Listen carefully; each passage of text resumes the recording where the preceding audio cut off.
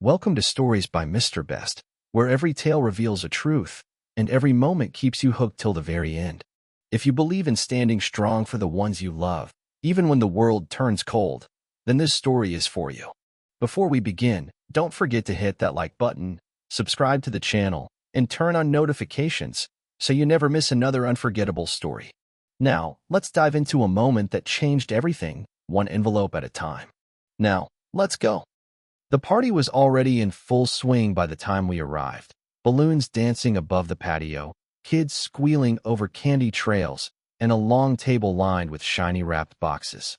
I held my daughter's hand as we walked in, her pink dress swaying with each excited step. She'd spent the whole morning asking questions. How many cousins would be there? What kind of cake they'd serve? And most of all, what gift she might receive. I didn't have answers to everything, but I promised her she'd be celebrated just like the rest. I was wrong.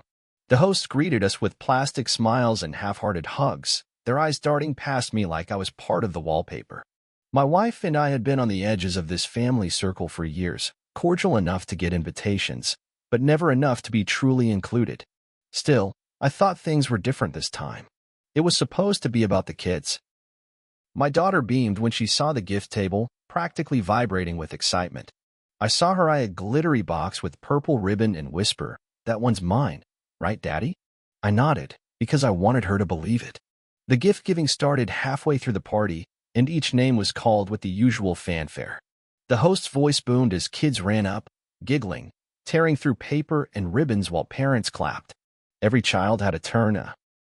Every cousin, every family friend, even the neighbor's twins who only showed up at the last minute.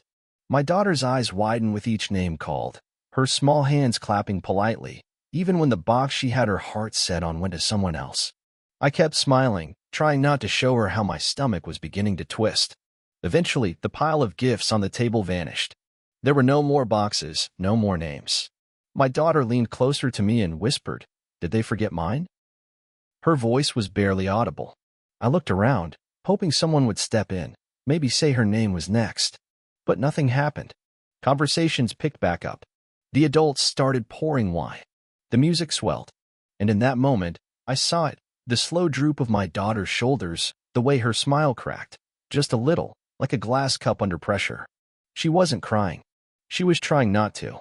My jaw clenched. I looked over at my wife, expecting to see fury in her eyes. But no, she was calm. Too calm. Her gaze was fixed on the host, who was laughing with an aunt across the table. Then, without a word, she stood up slowly. She didn't look at me, didn't look at our daughter, just reached into her purse, pulled out a thin, white envelope, and began walking toward the center of the room. The noise seemed to dull around her. Forks paused midair. Conversations halted. My daughter looked up, her eyes wide with curiosity now, no longer sadness.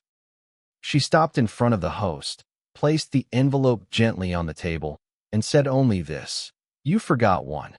Her tone wasn't bitter, but it had weight. Everyone stared as the host reached for the envelope, unsure whether to laugh, apologize, or act confused. But no one was laughing anymore, and I sat there frozen, heart pounding in my chest, knowing whatever was inside that envelope, it was going to change everything. The envelope sat between them like a live wire, thin and silent but heavy with consequence. The host stared at it as if unsure whether opening it might detonate something far bigger than embarrassment. I watched my wife remain still, hands folded, expression neutral, but not passive. There was no tremble, no breath of hesitation. This wasn't a reaction. It was something planned, measured, intentional. That was when the murmurs began. Whispers slipped through the air like smoke. Quiet, poisonous, laced with curiosity and just a hint of fear. Something about her presence shifted the whole room. "She's doing too much," I heard one woman hiss behind me. "Why couldn't they just bring the girl and leave quietly?" another voice added. The same voices that had clapped when every other child got a gift were now finding fault in silence. My jaw tightened again. This wasn't the first time we'd been on the outside looking in. Ever since I married my wife, there were always comments, too educated, too proud, too composed, too everything. And our daughter? To them, she was simply too much like her mother, confident, different, unshakable. The host finally opened the envelope. His brows lifted slightly, and his fingers gripped the paper tighter. I couldn't see the contents from where I sat, but the effect was immediate. His face shifted, first surprise, then discomfort, then something else, recognition. A few seconds passed before he folded the letter and looked around, suddenly all too aware of the silence. "Well," he said, clearing his throat, "it appears I missed something important." But he didn't elaborate. He didn't offer a gift. He didn't apologize. He just stood there, cornered by his own politeness, trapped in a game he thought he was winning. My wife returned to her seat as calmly as she had risen. She kissed our daughter gently on the forehead and whispered something into her ear that made the child smile, truly smile, for the first time since the gift-giving began. It was a quiet victory, but it echoed louder than any applause. Still, I felt the shift in the air. The relatives were no longer talking. They were calculating, watching us not with scorn now, but with suspicion. Because power, when wielded silently, frightens those who rely on spectacle. And that was the thing. They didn't fear us until now. They tolerated us, mocked us in quiet corners, and excluded us under the guise of tradition or mistake. But now they weren't sure who we were anymore. And I wasn't sure what was in that envelope either. Not yet. But I trusted my wife's silence more than I'd trust their loudest apologies. Something had changed in that room. Something permanent. And while they exchanged glances filled with questions and whispers lined with insecurity, I held my daughter's hand and waited for the truth to rise like smoke from the fire they had started. After the party resumed, everything felt off. People moved through conversations like puppets, stringing together forced laughter and shallow remarks, but the tension lingered like perfume after a storm. My daughter clung to her cupcake, more interested in the frosting than the people around her now, her earlier disappointment washed away by whatever my wife had whispered. But I couldn't ignore the envelope. I kept looking at it in the host's hands, now folded and placed discreetly under a napkin, as though hiding it could undo whatever power it held. Later, when the guests thinned and music died down, the host's wife approached us. She leaned in, her voice sweet like syrup, the kind that masks the bitterness underneath. "That was dramatic," she said to my wife, offering a condescending smile. "I just wish you had spoken to us privately. You know how sensitive these gatherings can be." My wife looked at her with the calm of someone who'd already won. "Oh, I didn't want to cause a scene," she said. "I just thought it was important that everyone understood. Public moments require public clarity." As they walked away, I finally asked, quietly, what was in the envelope. My wife took a sip from her glass and stared out at the fairy lights dangling over the garden, as if deciding how much to share with even me. "Ownership papers," she said finally. "The deed to this property. It's in my name now." I blinked. "You bought the house?" She nodded once. "Months ago, through a silent trust. When your cousin was struggling with debt and thought no one would help, I stepped in anonymously. I knew this day would come." My mind reeled. This house wasn't just the party venue. It was their pride, their symbol. Every major family gathering had been held here for over a decade. To them, it was sacred ground. And now my wife owned it, quietly, without fanfare. She hadn't shouted. She hadn't confronted anyone. She just waited for them to bury themselves in their own arrogance and then slid the truth under their noses like a blade. "Why now?" I asked. She turned to me and smiled, soft but firm. "Because they needed to learn. Our daughter will never be invisible again." I looked at my little girl, now giggling as she played with a balloon someone finally gave her. She had no idea what had just happened, but someday she would. Someday, she'd know her mother didn't just defend her with words, but with actions that echoed louder than anyone's cruelty. The envelope hadn't been a gift. It had been a lesson. And for once, this family, so quick to exclude, so eager to belittle, had no choice but to listen. Quietly, uneasily, and with no idea what my wife might do next. It wasn't until the car ride home that I fully began to understand the depth of what my wife had done. My daughter had dozed off in the back seat, her tiny fingers still clutching the balloon she'd insisted on bringing home.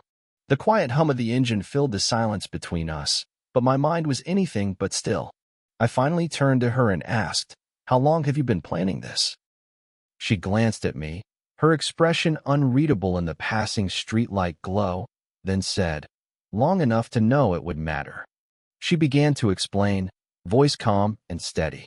It started nearly a year ago when she overheard two relatives laughing about how they let us tag along to events like charity cases.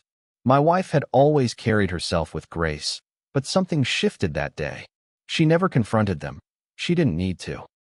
She started researching real estate records, checking in on the family properties.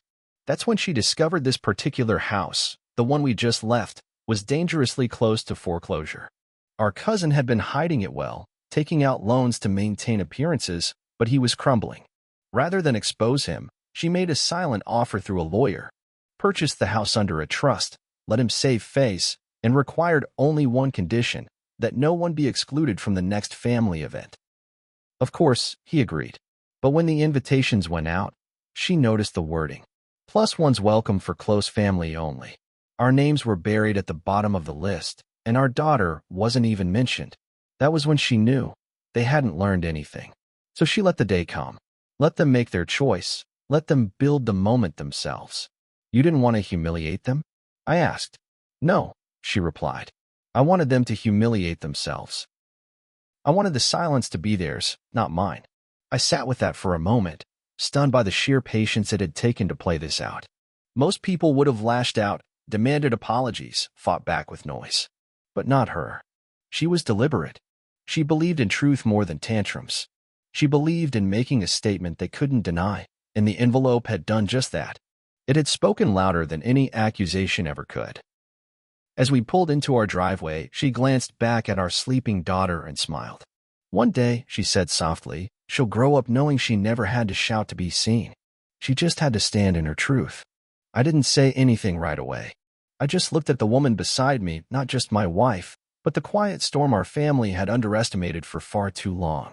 And I knew, without a doubt, that from this moment forward, they'd never forget her again. Nor would they dare ignore the little girl who carried her strength. The days that followed were quieter than usual. No group chats buzzing, no casual calls from relatives, not even a passive-aggressive meme in the family thread. Silence had become their new language, and it was loud. I knew they were talking, just not to us.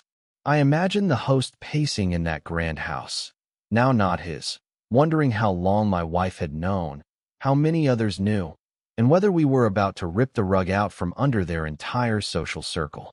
But that's the thing about power. It doesn't yell. It just waits. On the third day, the first message arrived. Hey, we just wanted to say sorry if anything came off the wrong way. It wasn't addressed to our daughter. It wasn't even signed. Just a vague half-apology that screamed guilt without accountability. We didn't respond. 2 more days passed before another one came through, this time from the host's wife. She asked if we could talk, woman to woman, and mentioned that the kids noticed the tension. I showed it to my wife. She simply shook her head and said, they only noticed because it embarrassed them, not because it hurt her. Then came the knock at our door. It was the host himself. No camera crews, no lawyer, no entourage. Just him and a cheap bouquet that looked like it had been picked up in a rush from a gas station. He asked to speak privately, said he had no idea the house was under a trust. I watched as my wife listened without interruption, giving him enough rope to tangle himself. He tried everything, compliments, deflection, even a story about how he just thought she wouldn't mind. And finally, he asked if she planned to sell the house. That's when she smiled and said, not at the moment. The way he flinched told me everything. He hadn't come to apologize, he came to negotiate, to beg for stability, to regain control. But she didn't offer it. You didn't forget our daughter, she told him. You chose not to see her. Now she's the reason you'll never forget this moment. With that, she thanked him for stopping by and gently closed the door behind him. No yelling, no drama, just a door shutting on an era where we were expected to shrink ourselves for the comfort of others. That evening, as I watched our daughter draw on the kitchen table, she looked up and asked, Daddy, can we have all the family parties at our house from now on? I nodded, smiling, and said, we already do. She didn't understand the double meaning. But one day she would. She'd know her mother had shifted a legacy, not with revenge, but with resolve, not with volume, but with vision. And from that moment forward, we were no longer the family that waited for permission to belong. We were the house. We were the table. and they would have to ask for a seat. If this story moved you or reminded you of the quiet strength we often overlook, don't keep it to yourself, share it. And if you believe in standing up for those who are left out, make sure to like this video, subscribe to the channel for more powerful stories, and turn on notifications so you never miss the next one. Your support helps these voices be heard.